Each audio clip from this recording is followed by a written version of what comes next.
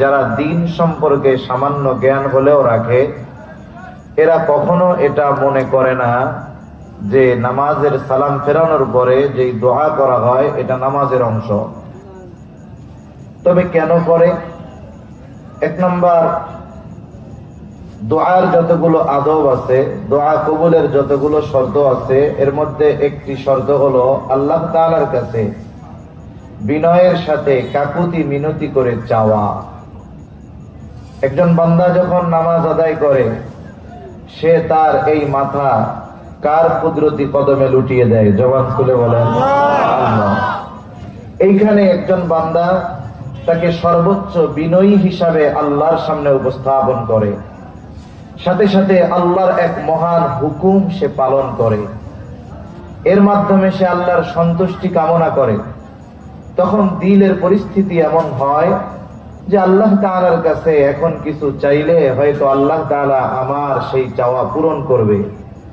এই যে দিলকে নরম করে আল্লাহ তাআলার কাছে যে চাওয়া হয়, অনেক সময় এই চাওয়াগুলো বান্দার ক্ষেত্রে আল্লাহ তাআলা কবুল করে নেয়।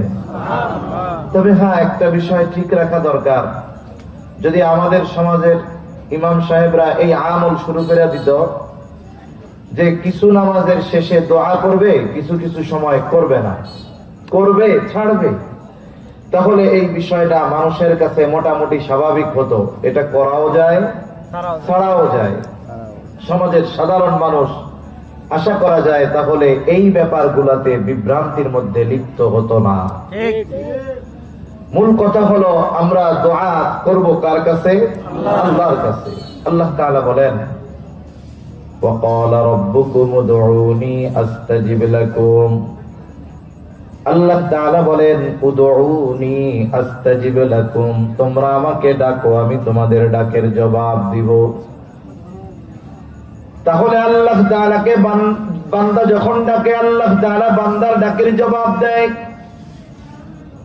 হাজী ইমদাদুল্লাহ মুহাজির মক্কি রাহমাতুল্লাহি আলাইহি কে এক লোক জিজ্ঞাসা করে, হযরত, আল্লাহ তাআলা বলেছেন উদউনি আস্তাজিব লাকুম, তোমরা আমাকে ডাকো, আমি তোমাদের ডাকের সাড়া দিব।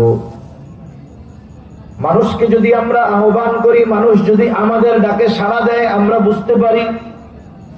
কিন্তু আল্লাহ তাআলা আমার ডাক শুনলেন কিনা, আমার ডাকে সাড়া দিলেন কিনা, এটা আমি কিভাবে বুঝতে পারবো? হাজী ইমদাদুল্লাহ মুহাজির মক্কি রাহমাতুল্লাহি আলাইহি বলেন, তুমি একবার ডাক দেওয়ার পর দ্বিতীয়বার যখন আল্লাহ তাআলাকে